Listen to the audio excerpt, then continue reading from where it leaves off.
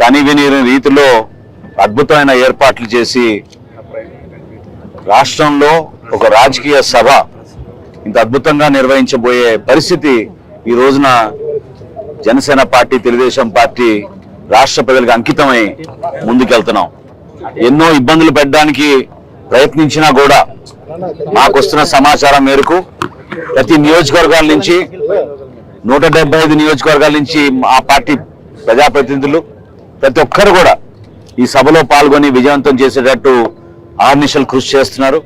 మనస్ఫూర్తిగా మా నాయకులకి, అదేవిధంగా తెలుగుదేశం పార్టీ నాయకులకి ఎక్కడ కూడా మీరు సహనం కోల్పోకుండా దయచేసి సహకరించి ఈ సభను విజయవంతం జరిగే విధంగా మనందరం కలిసికట్టుగా ముందుకెళ్దాం. ఇది ఒక జెండా పండుగ, ఒక అద్భుతమైన పండుగ వాతావరణం చేసుకోబోతున్నాం. రాష్ట్ర ప్రజలకి మనం ఒక మంచి సంకేతం, దిశానిర్దేశం ఏ విధంగా రాబోయే రోజుల్లో ఎన్నికలకి ఇరు పార్టీల నాయకులు పవన్ కళ్యాణ్ గారు, అదేవిధంగా చంద్రబాబు నాయుడు గారు ఒక సుస్థిరమైన ప్రభుత్వం ఏర్పాటు చేసి ఈ పొత్తు వలన ఏ విధంగా రాష్ట్ర ప్రజలకి ఒక మంచి భవిష్యత్తు ఉంటుందో ఆ వివరాలన్నీ చెప్పడానికి సిద్ధమవుతున్న తరుణంలో ప్రతి ఒక్కరు కూడా ఇరు పార్టీల తరఫున నేను మనస్ఫూర్తిగా ఆహ్వానిస్తున్నాం. చక్కటి ఏర్పాట్లు చేశాం.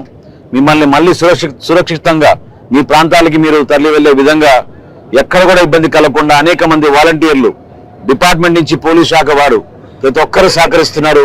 మీరు ఎక్కడా ధైర్యపడకుండా ఈ సభను విజయవంతం చేసే విధంగా మనస్ఫూర్తిగా వచ్చి పాల్గొనమని, అదేవిధంగా మా ఉభయ గోదావరి జిల్లాలో ఉన్న ఇరు పార్టీల నాయకులు, తెలుగుదేశం పార్టీ నాయకులు, జనసేన పార్టీ నాయకులు కూడా గత 3 రోజుల నుంచి ఈ సభ విజయవంతం కలగడానికి ప్రతి నియోజకవర్గంలో కూడా వాళ్ళు పర్యటించి అందరినీ ఉత్తేజపరుస్తున్నారు.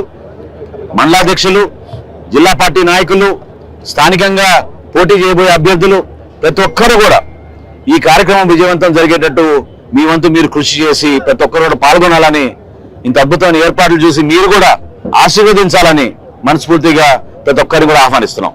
స్వతంత్ర భారతదేశంలో ఎవరైనా సరే, ఏ రాజకీయ పార్టీ అయినా సరే సభలు జరుపుకునే హక్కు, స్వేచ్ఛ రాజ్యాంగం మనకిచ్చింది. అయితే దురదృష్టవశాత్తు ఆంధ్రప్రదేశ్ రాష్ట్రంలో వైసీపీ సభలు తప్ప తెలుగుదేశం పార్టీ కానీ, జనసేన కానీ, మిగిలినటువంటి రాజకీయ పక్షాలు సభలు పెట్టుకునే అవకాశం ఈ రాష్ట్రంలో లేకపోవడం చాలా దురదృష్టకరం అని చెప్పి సందర్భంగా తెలియచేస్తున్నాను. 5 సంవత్సరాలుగా 5 కోట్ల మంది ప్రజలు ఈ ముఖ్యమంత్రి, ఈ ప్రభుత్వం వల్ల ఎన్ని ఇబ్బందులు పడ్డారో మనందరం కూడా ప్రత్యక్ష సాక్షులం.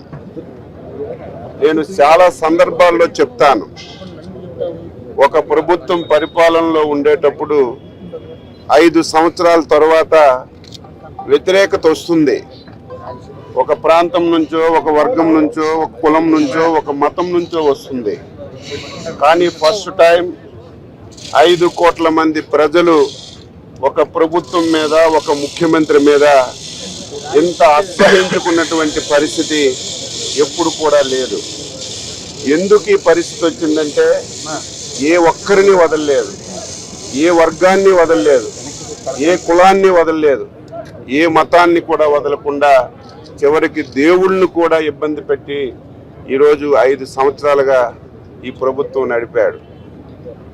ఇటువంటి పరిస్థితిలో రాజకీయాలు పక్కన పెట్టి, అధికారాన్ని పక్కన పెట్టి, పదవులను పక్కన పెట్టి ఆంధ్రప్రదేశ్ భవిష్యత్తు, 5 కోట్ల మంది ప్రజలు భవిష్యత్తును దృష్టిలో పెట్టుకొని ఒక విశాలమైనటువంటి హృదయంతో తెలుగుదేశం పార్టీ, జనసేన పొత్తు పెట్టుకున్నారు. దీని మీద కూడా చాలా మంది కుక్కల కంటే దారుణంగా మాట్లాడుతున్నారు. ఎందుకు పొత్తు పెట్టుకున్నామంటే ఆంధ్రప్రదేశ్ రాష్ట్రంలో వైసీపీ విముక్త రాష్ట్రంగా తయారు చేయాలని, 5 సంవత్సరాలు ఈ రాష్ట్రంలో ప్రజలు పడినటువంటి ఇబ్బందుల్ని తొలగించాలని, భావి తరాల శ్రేయస్సుని ముందుకు తీసుకెళ్లాలని ఒక విశాల హృదయంతో పొత్తు పెట్టుకున్నటువంటి విషయం ప్రతి ఒక్కరికి కూడా తెలుసు. రేపు మధ్యాహ్నం 2 గంటలకి తాడేపల్లి గూడెంలో తెలుగుదేశం పార్టీ జనసేన ఉమ్మడి సభని నిర్వహించాలని చెప్పి 2 పార్టీలు నిర్ణయించాయి. మేము ఎప్పుడైతే సభ పెట్టాలని చెప్పి నిర్ణయం చేశామో, ఎప్పుడైతే మా ప్రకటన చెప్పామో ఆ రోజు నుంచి ముఖ్యమంత్రి ప్రభుత్వం ఈ సభ సక్సెస్ కాకుండా చేయాలని, ఈ సభని జనాలను రాకుండా చేయాలని రాత్రింబవళ్ళు కష్టపడి పనిచేస్తున్నారు. నేను అడుగుతున్నాను, వైసీపీ పార్టీకి ఆర్టీసీ బస్సులు ఎన్ని కావాలంటే అన్ని ఇస్తున్నారు, డబ్బులు కట్టకపోయినా ఇస్తున్నారు. ఆర్టీసీ కాకుండా బ్రేక్ ఇన్స్పెక్టర్ని, ఆర్టీఓల్ని ఉపయోగించి స్కూల్ బస్సులు, ప్రైవేట్ బస్సులు బలవంతంగా తీసుకొని వైసీపీ వాళ్ళు సభలు జరుపుతున్నారు. మేము ప్రజాస్వామ్యబద్ధంగా ఒక రాజకీయ పార్టీలుగా సభలు పెట్టుకొని ఆర్టీసీకి మీరు పద్ధతి ప్రకారం ఎంత డబ్బు కట్టమంటే అంత కడతాం, బస్సులు ఇవ్వండి అని ఎండీకి అడిగినా ఉలుకు లేదు పలుకు లేదు, డిపో మేనేజర్లకు అడిగినా ఉలుకు లేదు పలుకు లేదు, ఆర్టీసీ బస్సులు ఇవ్వటం లేదు. ఎవరైనా పార్టీల మీద అభిమానంతో ప్రైవేట్ వెహికల్స్ కానీ ప్రైవేట్ బస్సు ఇస్తామంటే ఆర్టీసీ ఇవ్వకపోవడమే కాకుండా ప్రైవేట్ యాజమాన్యం మీద కూడా కేసులు పెడతామని చెప్పి ఎటువంటి వాహనాలు ఇవ్వకుండా ఈరోజు ఈ ప్రభుత్వం దుర్మార్గంగా వ్యవహరిస్తుంది. ఏది ఏమైనా సరే ప్రజలు డిసైడ్ అయిపోయారు. ఎంత తొందరగా ఈ రాష్ట్రం నుంచి వైసీపీ పార్టీని, ప్రభుత్వాన్ని బంగాళాఖాతంతో కలిపితే తప్ప ఈ రాష్ట్రానికి విముక్తి కలగదని చెప్పి నిర్ణయం తీసుకున్నారు. కాబట్టి రేపు సభ నభూతో నభవిష్యత్ అనే సందాగా జరగబోతుంది. జనసేన పార్టీ అధ్యక్షులు పవన్ కళ్యాణ్ గారు ఇచ్చిన పిలుపుకి రేపు సుమారుగా 5 నుంచి 6 లక్షల మంది ప్రజలు వస్తారని చెప్పి భావించి 2 పార్టీలు కలిసి ఈరోజు ఏర్పాట్లన్నీ కూడా చేస్తున్నాం. దయవుంచి రాష్ట్రంలో ఉన్నటువంటి ప్రతి ఒక్కరికి నేను చేతులెత్తి నమస్కరిస్తున్నాను.